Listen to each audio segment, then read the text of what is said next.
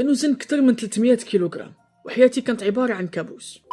ما غاديش تيق هاد القصة. هاد الراجل هذا اللي قدامكم كيوزن أكثر من 300 كيلومتر اللي كتساوي 660 باوند. الحياة ديالو كانت عبارة على واحد الكابوس اللي كبير بزاف. إلا خرجت مشى غير شوية ديال الخطوات حميدة كان كيخاطر بحياته. إلا جلس غير فشي بلاصة في السيارة حميدة ما قدرش ينوض. الناس ولات فين ما كتشوف حميدة يا إما كتشوف فيه بنظرة شفقة أو نظرة سخرية. حميدة ناض واحد الصباح وخدا واحد القرار، قال صافي هاد الحياة ما غاديش تبقى، صافي ما غنبقاش انا بحال هكا. دار واحد الطاقة ايجابية في عقله وفعلا قدر انه يوصل للهدف ديالو.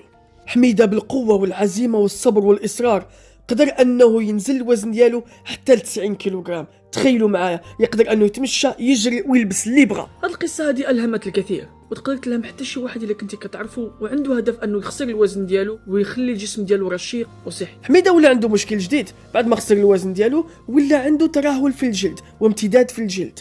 قرر حميدة مجددا بالإصرار والقوة والعزيمة بعد ما ربح ضد الوزن ديالو أنه يقوم بفعل عملية وينقص من الترهلات الجلدية اللي ولات عنده. في نظركم واش حميدة نجح